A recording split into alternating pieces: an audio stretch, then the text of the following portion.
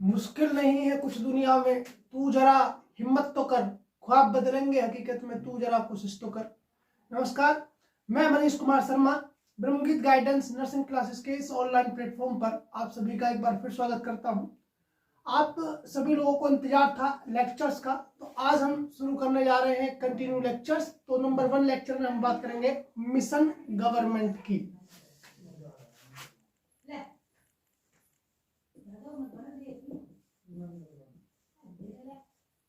जी हाँ, mission government की पहला लेक्चर हम यहीं से आरंभ करते हैं। जैसे कि आप में से बहुत सारे स्टूडेंट ऐसे होंगे जिन्होंने 1, 2, 3 या 4 बार से अधिक गवर्नमेंट फॉर्म फिल करे होंगे और एग्जाम दिए होंगे, बट उनका सिलेक्शन नहीं हुआ होगा। ऐसा क्या कारण है और इसके पीछे क्या क्या कारण रहते हैं कि हम लोगों का सिलेक्शन नहीं हो पाता? आज हम इसी टॉपिक पर चर्चा करेंगे और हम चर्चा करेंगे कि एग्जाम जो नर्सिंग कंपटीशन एग्जाम होते हैं उनका जो सिलेबस है वो किस प्रकार से डिवाइड किया गया है। देखिए, कोई भी तैयारी वॉर की तरह होती है और कोई भी वॉर बिना स्ट्रेटेजी के, बिना प्लानिंग के जीती नहीं जाती। ठीक उसी प्रकार कोई भी एग्जाम, चाहे वो नोट सेट हो, ESIC हो, DSSB हो जो हाल ही में आए हुए हैं, या फिर SGPGI हो, एनीवे कोई भी एग्जाम बिना स्ट्रेटेजी के क्लियर नहीं हो सकता। तो आज हम बात करेंगे इसी स्ट्रेटेजी की। तो इसमें पहला स्टेप है इंडिविजुअल प्रिपरेशन। स्टेप फर्स्ट है इंडिविजुअल प्रिपरेशन। मतलब युद्ध में जाने से पहले एक सैनिक को खुद को तैयार करना पड़ता है और इसी प्रकार कोई भी एग्जाम देने से पहले स्टूडेंट को भी खुद को सबसे पहले तैयार करना पड़ता है, क्योंकि एग्जाम युद्ध किसको लड़ना है? सैनिक को। एग्जाम किसको देना है? स्टूडेंट को। तो इसलिए जिस प्रकार युद्ध में जाने से पहले एक स्टूडेंट को, सैनिक को तैयार होना पड़ता है, ठीक उसी प्रकार स्टूडेंट को भी तैयार होना पड़ता है एग्जाम के लिए। तो वो खुद को तैयार कैसे करे, इसके लिए उसको 3 चीजें जरूरी होती है। नंबर पहली चीज है इच्छा,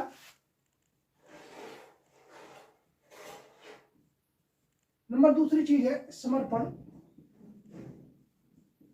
और नंबर तीसरी चीज है समय। देखिए, इच्छा,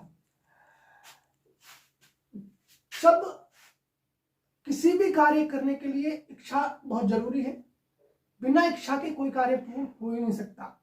आप देखते होंगे कि अधिकतर स्टूडेंट, खासकर फीमेल स्टूडेंट, 1, 2, 3 बार पेपर दिया, उसके बाद विभिन्न कारण रहते हैं कि उनका एग्जाम से मोह भंग हो जाता है और वो धीरे धीरे तैयारी करना छोड़ देती हैं, उनकी इच्छा खत्म हो जाती है। आई होप आप सभी लोगों को गवर्नमेंट जॉब की इच्छा तो जरूर होगी और यहीं से आपका 50% लक्ष्य पूरा हो जाता है। अब हम बात करते हैं समर्पण की। कोई भी कार्य बिना समर्पण के पूरा नहीं हो सकता। अर्थात जैसे आप देखते होंगे, आप तैयारी कर रहे होंगे, दुनिया भर की वीडियोस आती हैं, आपने तैयारी करी, फॉर्म भरा, जब भी आपने फॉर्म भरा और जब से ही आप तैयारी करते हैं, लेकिन ऐसा नहीं होना चाहिए। हमें अपनी तैयारी कंटिन्यू रखनी चाहिए।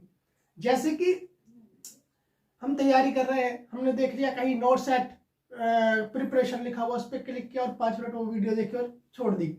यानी कोई भी तैयारी एक निश्चित प्लेटफॉर्म से और लंबे समय तक के लिए की जाती है और स्ट्रेटेजी के साथ की जाती है। तो इसलिए समर्पण का होना बहुत जरूरी है। और तीसरा है समय। समय से पूर्व कोई कार्य पूरा नहीं होता, तो इसलिए आपको अपनी तैयारी के लिए समय देना पड़ता है और सही समय पर सही डिसीजन लेने होते हैं। तो यानी इंडिविजुअल प्रिपरेशन में कोई विद्यार्थी इन तीनों चीजों का होना जरूरी है। अगर उसमें इच्छा नहीं होगी, समर्पण और समय के साथ भी वो कुछ नहीं कर सकता है। अगर उसके पास इच्छा है, समय है, लेकिन समर्पण नहीं है, ईमानदारी से काम नहीं कर रहा है, ईमानदारी से स्टडी नहीं कर रहा है, तो वो कामयाब नहीं हो सकता। अर्थात आपको झूठी मेहनत त्यागनी पड़ेगी। अगर आपके पास इच्छा है, समर्पण है और समय नहीं है, आप समय नहीं देते हैं कि साहब मैं तो ड्यूटी करता हूं, मैं जॉब करता हूं, आपको अपनी तैयारी के लिए हर परिस्थिति में समय निकालना पड़ेगा और निकालना भी चाहिए। जब ये तीनों चीजें आपके पास है तो अब आप एग्जाम के लिए प्रिपेयर्ड हैं। कि सर अब मैं एग्जाम देने जा रहा हूं। यानी जिस प्रकार एक सैनिक मानसिक रूप से, शारीरिक रूप से और सभी प्रकार से संतुष्ट होकर युद्ध पर जाता है, उसी प्रकार आपकी इच्छा, समर्पण और समय के साथ आपको भी एग्जाम की तैयारी करनी चाहिए। तो पहला पॉइंट हो गया इंडिविजुअल प्रिपरेशन। अब स्टेप 2, यानी अगर मैं स्टेप 2 की बात करूं, अब हम बात करेंगे स्टेप 2 की। स्टेप 2 है संसाधन जुटाना। संसाधन जुटाना यानी वेपन्स, हथियार। कोई भी युद्ध बिना हथियार के जीता ही नहीं जा सकता। एक जमाना था जब युद्ध भालों से, तलवारों से, तीर तलवारों से लड़ा जाता था, और अब एक जमाना है जब युद्ध वेपन्स यानी मिसाइलों से, परमाणु बम्बों से, गन से, नए नए वेपन्स आ रहे हैं, उनसे लड़ा जा रहा है। यानी अगर हम कल के वेपन्स को आज के वेपन से युद्ध करते तो हमारी जीत संभव नहीं है। इसलिए हमें वेपन्स की आवश्यकता होती है, संसाधन की आवश्यकता होती है। उसी प्रकार टीचिंग में भी संसाधन की आवश्यकता होती है, और संसाधन तो हमारे पास बेसिकली सभी के पास होते हैं। क्या क्या संसाधन होने चाहिए स्टडी के लिए? पहला है भाई पेन। कह रहे हो सर ये क्या चीज बता रहे हो? बिल्कुल, मैं कहता हूं कि आज की वीडियो को आपको पूरा देखना चाहिए और उसके बाद ही तैयारी के लिए आगे जाना चाहिए। मैं ये विश्वास से कह सकता हूं कि आज की वीडियो आपके जीवन में बहुत बड़ा बदलाव लाएगी और आपकी तैयारी को एक नया रूप देगी। तो यानी पेन, फिर उसके बाद में नोटबुक, फिर उसके बाद में आपके पास होने चाहिए नोट्स या फिर कोई एक पार्टिकुलर बुक, फिर उसके बाद होनी चाहिए आपके पास नर्सिंग लेक्चर यानी लेक्चर्स। उसके बाद आपके पास होना चाहिए प्रॉपर प्रैक्टिस सेट। यानी अगर आपके पास इनमें से कोई एक वेपन नहीं है, आप तैयारी नहीं कर सकते। जिस प्रकार युद्ध वेपन से लड़ा जाता है, उस प्रकार आपकी स्टडी के लिए भी ये संसाधन होने चाहिए। यानी पेन, नोटबुक आम चीजें हैं। नोट्स बहुत इंपॉर्टेंट होते हैं, यानी आपके पास एक प्रॉपर नोट्स होनी चाहिए जिसको लेकर के आप स्टडी कर सकें। दूसरा बुक्स, आपके पास में पार्टिकुलर बुक्स होनी चाहिए। सब कहते हैं कि बुक्स की आवश्यकता नहीं है, ये है वो है, आपके पास एक पार्टिकुलर बुक जरूर होना चाहिए। दूसरा लेक्चर, आपके पास में प्रॉपर लेक्चर का संसाधन होना चाहिए, क्योंकि लेक्चर के अभाव में आपकी तैयारी अधूरी रह जाती है। और हाँ, अगर आप एमसीक्यू सॉल्यूशन को लेक्चर कहते हैं तो ये सरासर गलत है। किसी भी एक स्टूडेंट का सिलेक्शन इस प्रकार नहीं होता कि भाई वो एमसीक्यू लेक्चर देखता था। एमसीक्यू तो आप बुक से देख सकते हैं, दुनिया भर की बुक्स आ रही है। तो कोई भी स्टूडेंट बिना लेक्चर के सक्सेस नहीं होता। अगर ये बिना लेक्चर के सक्सेस हो जाए तो कॉलेजेस बंद हो जाए, इंस्टीट्यूशन बंद हो जाए और दुनिया भर के ये प्लेटफॉर्म खुल रहे हैं ऑनलाइन, ये बंद हो जाए, तो आपको एक पार्टिकुलर लेक्चर की व्यवस्था करनी पड़ेगी। और दूसरा आता है प्रैक्टिस सेट, यानी कि अब आती है एमसीक्यू की बात।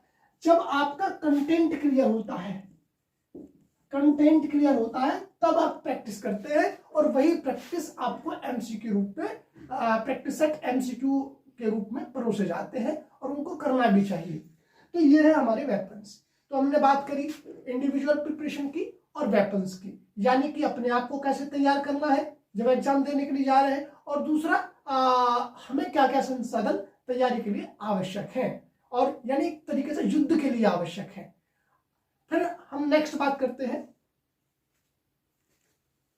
अब हम बात करते हैं कि हमको लड़ना किससे है। देखिए, जब एक सैनिक तैयार हो गया युद्ध पे जाने के लिए, उसने वेपन्स भी ले लिए, वो यानी फुल्ली अब फाइट करने के लिए तैयार है, तो उसको उसका टारगेट क्लियर होना चाहिए, क्योंकि जब तक उसका टारगेट उसको क्लियर नहीं होगा वो युद्ध नहीं कर सकता।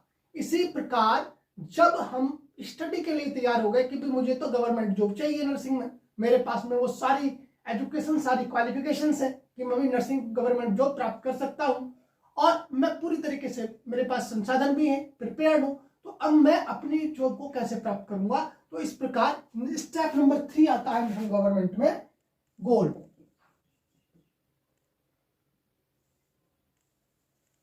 गोल या टारगेट, यानी कि आपको आपका टारगेट क्लियर होना चाहिए। आपको लड़ना किस किस से है? तो आजकल बहुत सारे गवर्नमेंट फॉर्म निकल रहे हैं, यानी आज के डेट में भी कुछ गवर्नमेंट फॉर्म निकल रहे हैं। तो उसमें पहला टारगेट, जो सबसे पहला टारगेट होता है, वो होता है नोरसेट। ये किसी भी नर्सिंग स्टूडेंट के लिए एक सपना होता है। फिर दूसरा आपका जो होता है वो होता है ESIC। इसको यूपीएससी करा रही है, अभी इसका एग्जाम होने वाला है, फॉर्म भरे जा चुके हैं, नॉरसेट का एग्जाम होने वाला है। दूसरा आपका आता है गवर्नमेंट यानी RRB, जो सबसे ज्यादा प्रिय है, यानी रेलवे में RRB स्टाफ नर्स।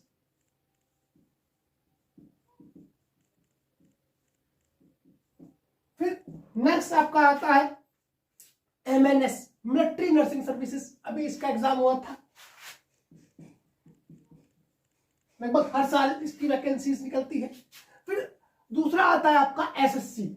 हाँ, बहुत सारे बच्चों को भी SSC का पता नहीं होता, क्योंकि छोटी वैकेंसी निकलती है, कम वैकेंसी निकलती है, लेकिन बहुत जानदार शानदार वैकेंसी होती है। SSC यानी स्टाफ सिलेक्शन कमीशन की तरफ से भी नर्सिंग ऑफिसर की वैकेंसीज निकलती है।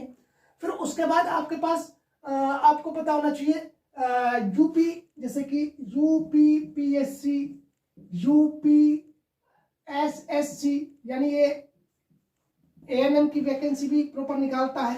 ठीक है। फिर उसके बाद आपके पास होना चाहिए जैसे CHO, NHM।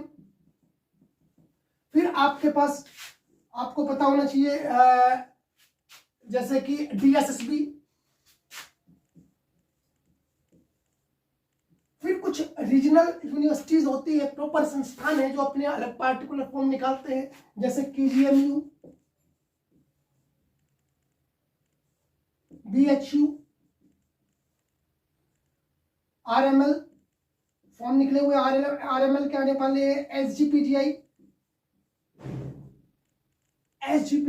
हाँ भाई, सबसे प्यारा फॉर्म होता है इसका, लेकिन इनकी कुछ फीस ज्यादा होती है। पार्टिकुलर गवर्नमेंट के मैं एक सीरियल से दे रहा हूँ, जैसे नॉरसेट है, ESIC है, RRB है, MNS है, SSC है, UPPSC है, UPSSC है, CHO है, NHM है, DSSP के अभी भी फॉर्म निकले हुए। 70 तारीख लास्ट डेट है, जिसने नहीं भरा वो जाके भर सकता है। ANM versus PHN public health nurse के फॉर्म निकले हुए हैं DSSP के। तो ये भी आपका नर्सिंग ऑफिसर और ANM दोनों के लिए फॉर्म ये निकालता है। फिर उसके बाद में अदर स्टेट एग्जाम हो जाते हैं।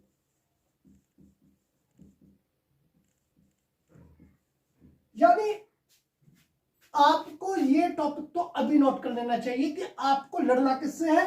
तो आपको इन सभी फॉर्मों का इंतजार करना चाहिए, और जैसे ही फॉर्म निकले उनको फिल करना चाहिए और उनकी तैयारी करनी चाहिए। आपको लग रहा है कि सर नोटसेट की तैयारी अलग से होती है, ESIC की तैयारी अलग से होती है, RRB की तैयारी अलग से होती है, MNS बिल्कुल नहीं होती। सबका प्रारूप एक है। अभी भी आप ESIC का एग्जाम देने जाएंगे, BHU का भी दे के आए हैं, हाल ही में एग्जाम हुआ है, और DSSP का देंगे।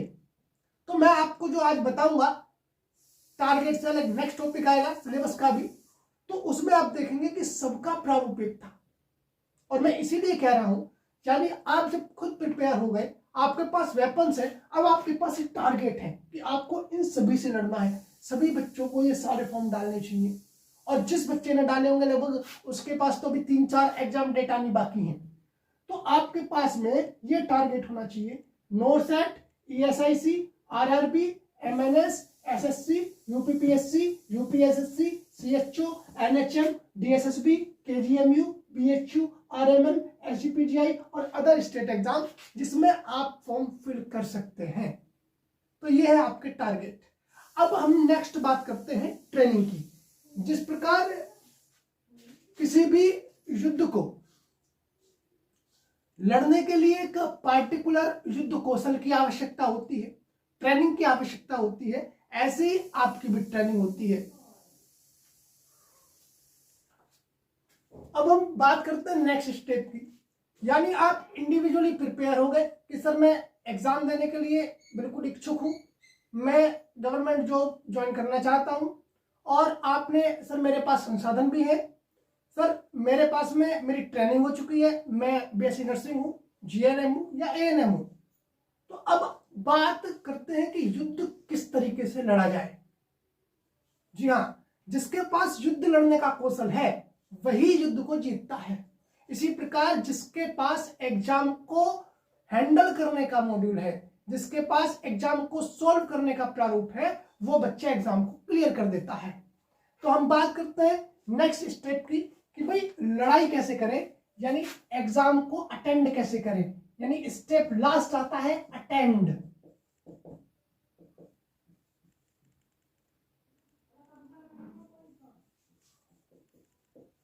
यानी अगर युद्ध में बात करूं कि लड़े कैसे, तो इसके लिए आप देखते होंगे सभी जो बच्चे भी बीएचयू का एग्जाम दे के आए हैं, जिन्होंने अभी यूपीयूएमएस का एग्जाम दिया था, जो नोट सेट का एग्जाम दे चुके हैं, जो पीछे अभी विगत हुई यूपीपीएससी का एग्जाम दे चुके हैं, अभी जो एनएचएम या सीएचओ का एग्जाम दे चुके हैं बच्चे, वो जानते होंगे कि लगभग सभी नर्सिंग एग्जाम का जो प्रारूप है उसमें दो चीजें पूछी जाती हैं। एक तो नर्सिंग सब्जेक्ट और एक पूछा जाता है नॉन नर्सिंग सब्जेक्ट।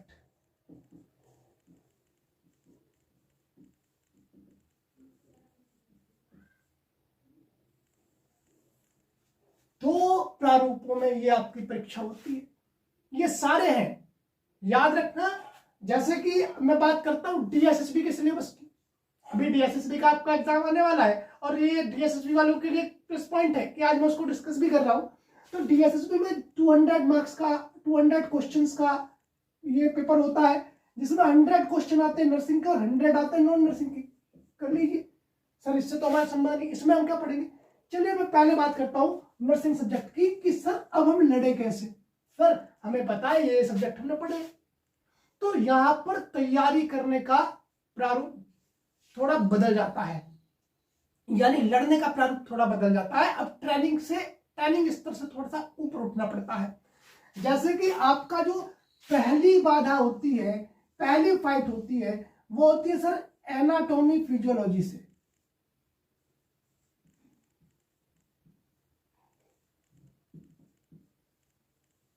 यानी यहां पर आप पढ़ लेते हैं कि आपका शरीर बना कैसे है, कैसे कार्य करता है, और फिर इसी के अंदर आप पढ़ते हैं मेडिकल सर्जिकल नर्सिंग को। जैसे कि आप पढ़ते हुए होंगे respiratory disorder and it's management, पढ़ा तो होगा।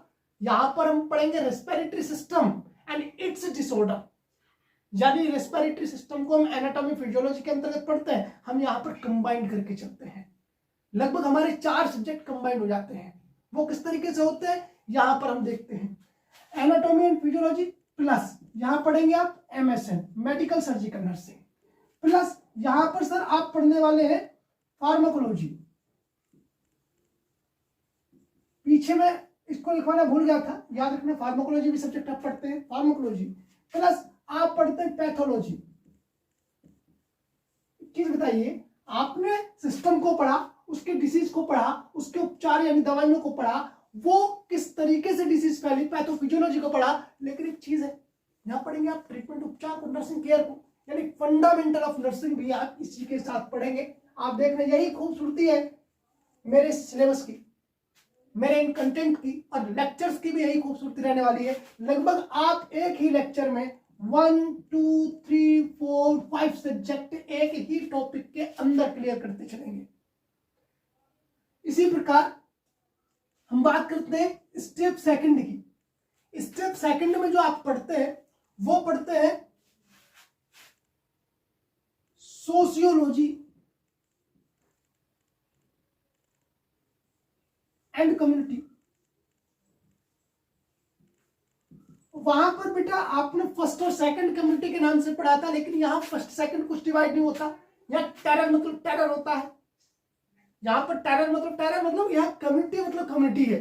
तो यहाँ सोशियोलॉजी में समाजशास्त्र, समाज किसके अंदर आता है, कम्युनिटी यानी समुदाय के अंदर आता है। तो यहाँ हम इसको कंबाइंड करके पढ़ते हैं, यानी सोशियोलॉजी और कम्युनिटी को एक साथ पढ़ने वाले हैं।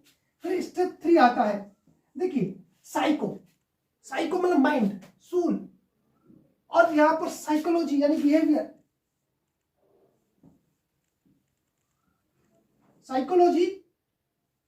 एंड साइकेट्री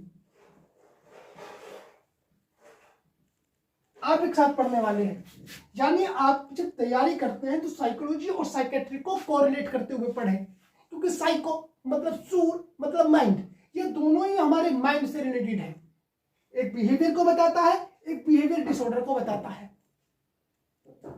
तो ये चीजें हैं, आप यहां पर इसको कंबाइन करके पढ़ेंगे, कंबाइन करके लड़ेंगे। ये अंतर है ट्रेनिंग में और ये अंतर है एग्जाम को हैंडल करने में, एग्जाम की तैयारी को क्रैक करने में। अब बात करते हैं नेक्स्ट नंबर 4 की। देखिए, आप बिल्कुल पार्टिकुलर पीडियाट्रिक पढ़ते हैं अलग, आप बिल्कुल पार्टिकुलर पढ़ेंगे साइकेट्रिक अलग, साइकेट्रिक सॉरी मैंने बता दिया है। यानी उसके बाद आता है आपका ओबीजी यानी मिडवाइफरी, बिल्कुल अलग पढ़ते हैं। तो ये आपके 5 स्टेप हो जाते हैं जो मैन बहुत ग्रैंड रूप से पूछे जाते हैं। इसके अलावा जो आप डिटेल में पढ़ेंगे इसको मैंने एक साथ कंबाइंड किया हुआ है। एक साथ कंबाइंड कैसे किया हुआ है? आप इंग्लिश पढ़ते हैं,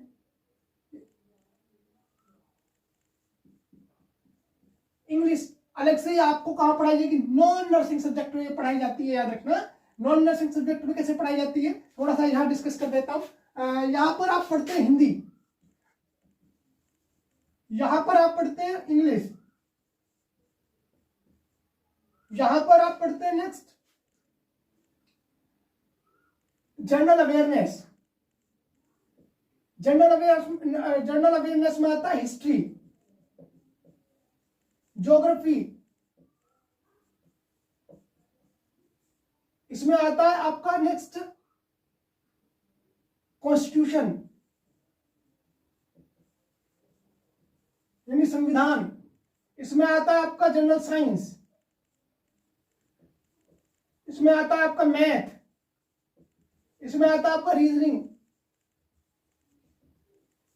तो यहां पर आप ये सारी चीजें पढ़ने वाले। और हाँ, एक चीज और है, ये सारी क्लासेस आपको ब्रह्मगीत गाइडेंस नर्सिंग क्लासेस के प्लेटफॉर्म पर कराई जाएंगी, मैं भी बताऊंगा। तो उसके बाद यहां पर आप पढ़ते हैं nursing education, nursing education and research. ये ज्यादा बड़ा सिलेबस नहीं होता, 1 वीक का सिलेबस होता है। यहां पर रिसर्च और नर्सिंग एजुकेशन को एक साथ ले दिया गया है। और यहां पर मैनेजमेंट एंड प्रोफेशनल ट्रेड्स को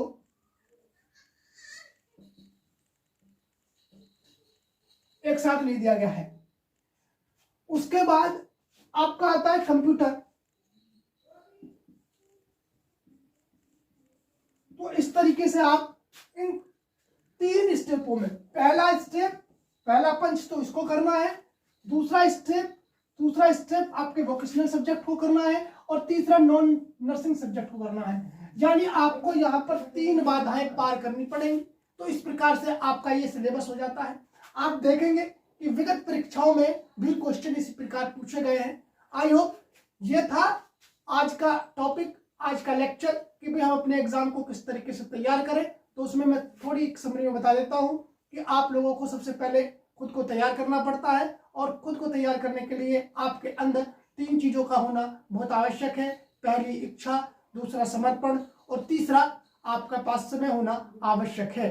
दूसरा, आपको पता होना चाहिए, आपके पास वेपन होना चाहिए, यानी पढ़ने के आपके पास संसाधन होने चाहिए। अगर आपके पास संसाधन नहीं है तो बेटा आप कहीं ना कहीं अपनी तैयारी को कमजोर कर लेते हैं। तीसरा, आपको पता होना चाहिए कि आपको लड़ना किससे, यानी तमाम फॉर्म की जानकारी आपके पास होनी चाहिए, तमाम अपडेट्स आपके पास होनी चाहिए कि भाई वो सारे फॉर्म लिख के रखिए, कौन कौन से फॉर्म आ रहे हैं, कौन कौन से भरे जा रहे हैं। फिर उसके बाद आपके पास कोई ना कोई डिप्लोमा होना चाहिए, आप एलिजिबल होने चाहिए, चाहे वो स्टेट नर्सिंग काउंसिल से हो, जिस भी स्टेट से आप फॉर्म भर रहे हैं, या इंडियन नर्सिंग काउंसिल से हो, यानी सारे डॉक्यूमेंट आपके पास प्रिपेयर होने चाहिए। फिर आपको पता होना चाहिए कि हम एग्जाम को कैसे क्रैक करें, क्या क्या सिलेबस आता है। मैं आपको छोटे समरी में अगर एक चीज बताऊं, लगभग सभी एग्जाम का प्रारूप अब एक सा हो चला है। सभी में नर्सिंग और नॉन नर्सिंग के नाम से 2 पार्टों में पेपर को डिवाइड करने लग गए हैं। नर्सिंग में आप लगभग 5 सब्जेक्टों के साथ आते हैं। एनाटॉमी फिजियोलॉजी यानी स्टेप फर्स्ट में आपका जो कोर सब्जेक्ट होते हैं, प्रिंसिपल सब्जेक्ट होते हैं, वो ये होते हैं एनाटॉमी, फिजियोलॉजी, एमएसएन फार्माकोलॉजी और पैथोलॉजी। ये एक ही सब्जेक्ट है, एक ही सब्जेक्ट के अंदर ये पढ़ाया जाता है, भले ही आपने जीएनएम या बीएससी नर्सिंग में अलग अलग पढ़े हो। दूसरा सोशियोलॉजी एंड कम्युनिटी, तीसरा साइकोलॉजी एंड साइकेट्री, पीडियाट्रिक और ओबीजी। उसके बाद में आता है vocational subject, English, nursing education and research management और कंप्यूटर के नाम से आपके पास ये सब्जेक्ट होते हैं। और तीसरा आता है नॉन नर्सिंग सब्जेक्ट में हिंदी, इंग्लिश और जनरल अवेयरनेस। जनरल अवेयरनेस में मैथ और रीजनिंग भी आपका आ जाता है। तो ये थे आपका जो सिलेबस। आई होप आज का लेक्चर आपकी तैयारी में, आपके एग्जाम पॉइंट ऑफ व्यू से महत्वपूर्ण सिद्ध हो, आपकी तैयारी को कहीं ना कहीं वो इम्प्रूव करे। इसी आशा के साथ बने रहिए ब्रह्मगीत गाइडेंस नर्सिंग क्लासेस से। इस चैनल को ज्यादा से ज्यादा सब्सक्राइब करें, लाइक करें और इससे जुड़ना ना भूलें। तब तक के लिए थैंक यू।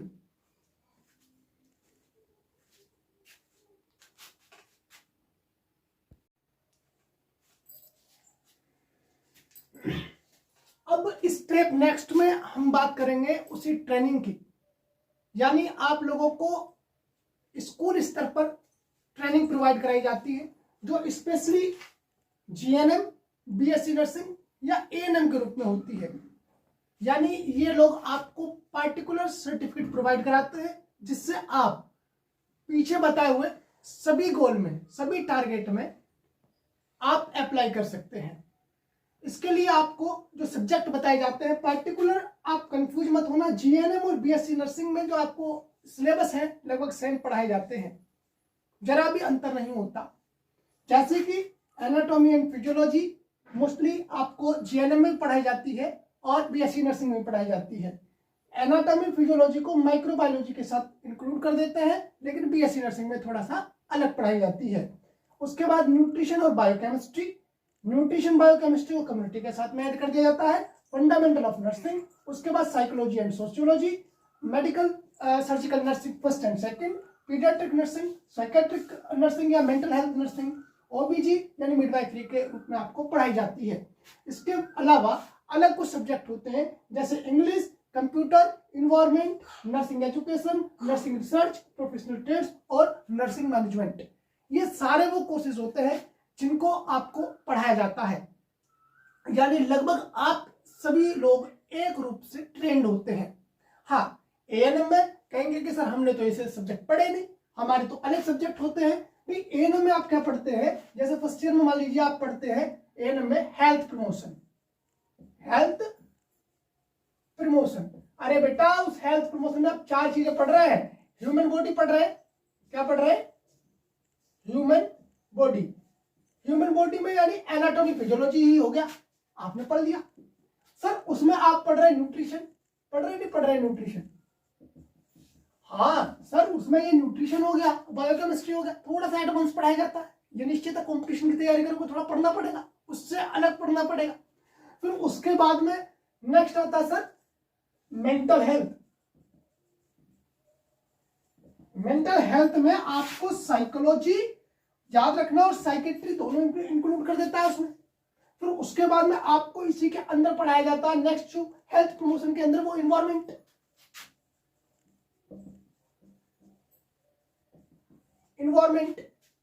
आपको इन्वायरमेंट पढ़ाया जाता है। उसके बाद में आपको चाइल्ड हेल्थ भी पढ़ाया जाता है एएनएम फर्स्ट ईयर में। उसके बाद आपको मोस्टली कम्युनिटी हेल्थ नर्सिंग पढ़ाया जाता है। याद रखना एएनएम सेकेंड ईयर में आपको एक सब्जेक्ट पढ़ाया जाता है health centre management. Health centre management आपके कम्युनिटी का ही भाग है। यहां हम कह देते हैं community first and community second, और वहां क्या कह रहे हैं हेल्थ सेंटर मैनेजमेंट। सर वही community first and community second है। मिडवाइफरी आपको डिटेल में पढ़ाया जाता है। पीएचसी के रूप में आपको डिसीज पढ़ाई जाती है जो आपको मेडिकल सर्जिकल के अंदर पढ़ाई जाती है, और कुछ डिसीज आपको कम्युनिकेबल डिसीज के रूप में कम्युनिटी में पढ़ाई जाती है। यानी आपका भी लगभग सिलेबस वही रहेगा। अभी मैं नेक्स्ट जो टॉपिक में बात करूंगा उसी सिलेबस की बात करूंगा।